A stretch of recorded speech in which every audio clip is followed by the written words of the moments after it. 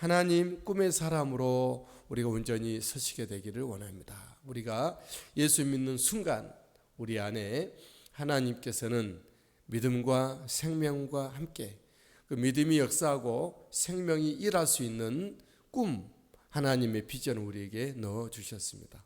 어떤 믿음의 사람들은 그 비전과 꿈을 향하여 그 꿈과 비전, 하나님의 뜻을 늘 탐색하고 또 그것을 만나서 그 믿음의 길로 열심히 가기도 하지만 어떤 분들은 시간 낭비하고 여전히 성장이 없고 발전이 없고 제자리에서 있는 믿음의 사람들도 있기도 합니다. 저 여러분들은 한 나무가 씨앗이 뿌려지면 때에 맞게끔 잘 자라는 것처럼 우리의 믿음과 우리의 소망과 하나님께서 이루고 싶어 하시는 놀라운 것들이 성장되고 때에 맞게끔 꽃도 피고 열매 맺는 은혜가 되기를 바랍니다. 하나님의 꿈이 펼쳐지는 것이죠. 하나님은 꿈의 사람 요셉에게 일찍이 주셨던 그 꿈을 이루게 하셨습니다. 본문의 내용에서 우리는 그 사실을 확인할 수가 있는 거죠. 요셉의 부친 야곱은 여전히 애굽에 요셉은 내려갔으나 그의 아버지 요셉과 형제들은 가나안 땅에 머물러 있었습니다. 하지만 하나님의 뜻, 요셉을 통해서 그 꿈을 이루게 하시려고 또 그 꿈은 더 나아가서 이스라엘 백성들을 애굽에서 400년 동안 숙성시키기 위하여서 요셉을 먼저 보내시고 요셉은 그 애굽으로 보내지는 과정은 너무나도 힘든 어려운 모습이었죠. 구덩이에 던져지게 되고 노예로 팔리고 노예 일을 하다가 재수가 되고 감옥에 갇히게 된 그런 어떤 일련의 과정을 통해서 하나님은 요셉을 애굽에 먼저 보내시고 총리되게 하시고 이제 그 꿈을 이루어 가시는 일입니다. 요셉의 부친 야곱은 애굽에 고식이 있다는 사실을 알게 됩니다. 1절 그때의 야곱이 애굽에 고식이 있음을 보고 고식이 있는 애굽에는 요셉이 총리로 있는 것이죠. 하나님은 꿈의 사람을 높여 놓으시고 그의 만방의 영향력을 있게 하십니다. 야곱은 그의 아들들에게 애굽에 가서 곡식을 좀 사오라라고 아들들에게 말을 하죠. 1절, 2절, 1절 하반절 아들들에게 이르되 너희는 어찌하여 서로 바라보고만 있느냐. 2절 야곱이 또 이르되 내가 들은즉 저 애굽에 곡식이 있다 하니 너희는 그리로 가서 거기서 우리를 위하여 사오라. 그러면 우리가 살고 죽지 아니하리라 하며 하나님은 모든 상황을 꿈의 사람을 중심으로 하나님 믿음의 사람 중심으로 움직여가는 것은 사실이에요. 성경 역사가 예수 그리스도 중심으로 움직여 가듯이 우리 이 땅에 있는 예수 그리스도의 사람들이 우리가 믿음으로 산다면 그 사람 중심으로 하여 삶이 주변 환경이 이루어져 가죠. 한 가정에 믿음이 독특한 특출한 믿음의 사람이 있다면 그를 영적 가장으로 삼고 그 사람을 중심으로 하여 그 가정사가 가문이 이루어져 가는 것을 우리가 주변에서 보게 됩니다. 저 여러분들은 그런 어떤 영적인 중심의 선자로서 영향력 있게 온전히 서기 위하여 빈틈없고 철저하고 온전하고 부지런하고 정말 주님의 뜻을 따라서 늘 움직이는 열정의 아름다운 움직임이 있게 되기를 주의 이름으로 축복합니다. 우리 열정은 우리 어떤 개인적인 또 세상적인 야망이 아니라 하나님의 부르시는 꿈에 기인한 것을 다시 한번 생각할 수 있게 되기 바랍니다. 요셉의 아우 베냐민 외에 요셉의 형제들이 이제 애굽으로 내려가게 됩니다. 3, 4, 5절인데요. 4절에 보면 야곱이 요셉의 아우 베냐민은 그의 형들과 함께 보내지 아니하였다.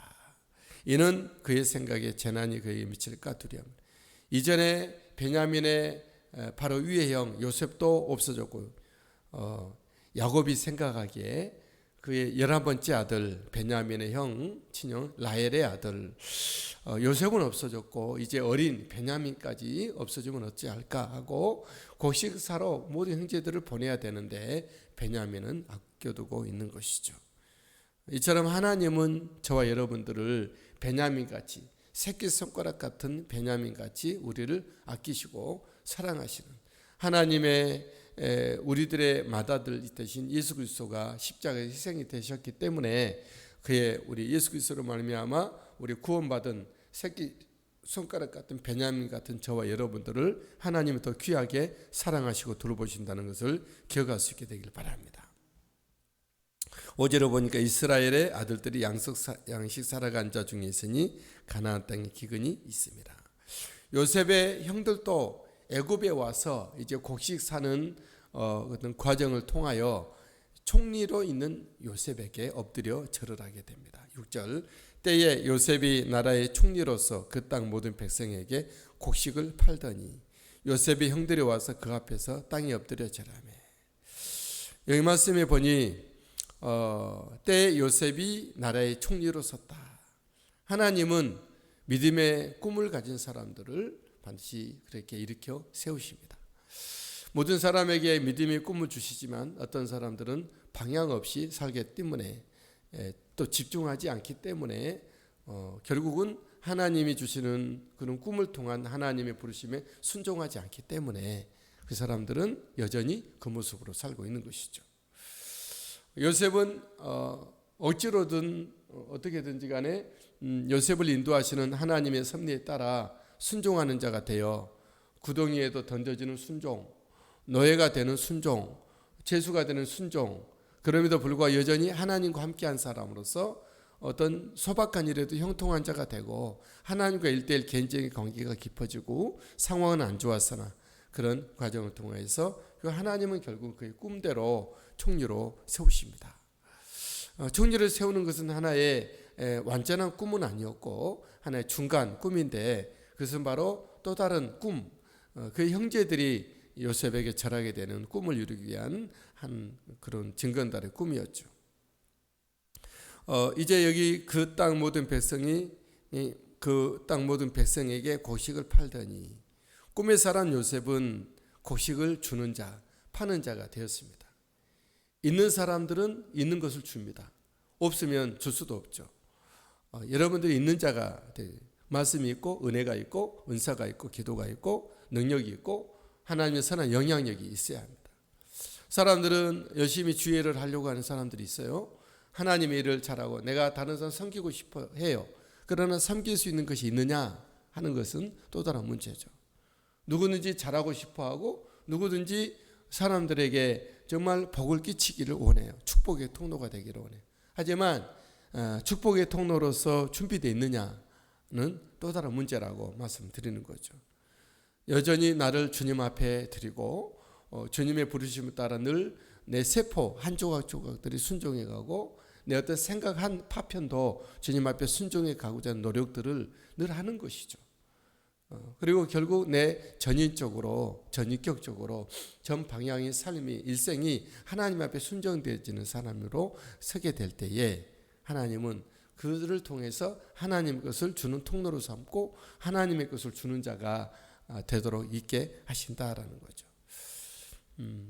제가 말씀드렸지만 동독과 서독이 서로 이렇게 대치되는 상황에서 우리나라 남북처럼 서독은 민주국가 자본주의 국가로서 그리스도인의 국가로서 정말 잘 살게 됐죠. 동독은 사회주의 국가로서 흉하게 기근이 왔고 또 고통이 왔는데 이때 딱하게 여긴 서독이 그 서독과 동독 사이에다가 정말 좋은 여러 가지 선물들을 많이 줘서 성탄절을 맞이하여서 그 백성들에게 굶어 죽지 않도록 곡식과 여러 가지 의료품들을 줬죠.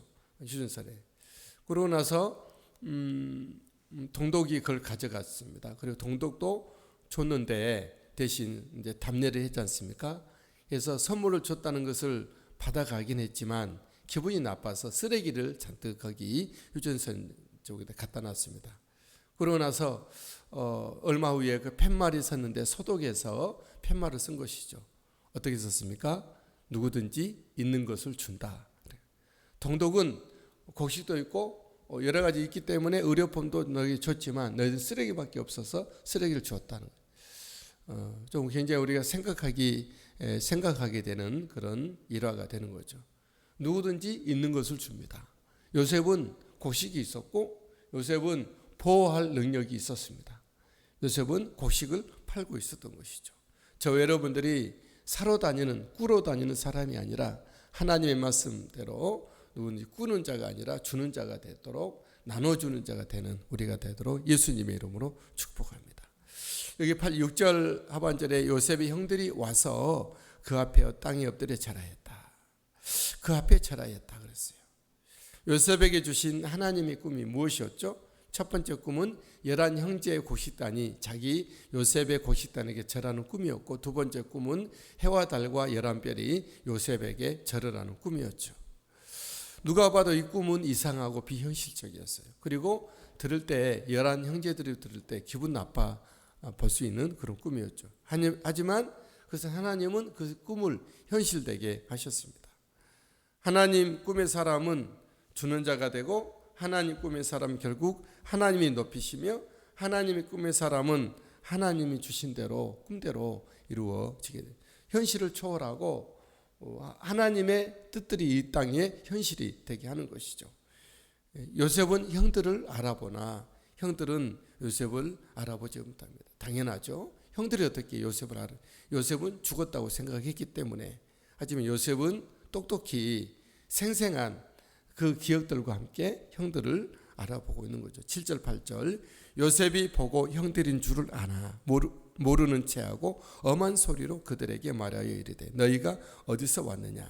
그들이 이르되 곡물을 사려고 가나안에서 왔나이다. 8절 요셉은 그들의 형들을 알아보았으나 그들은 요셉을 알아보지 못하더라. 이야기가 어떻게 정해질지 좀 흥미롭습니다.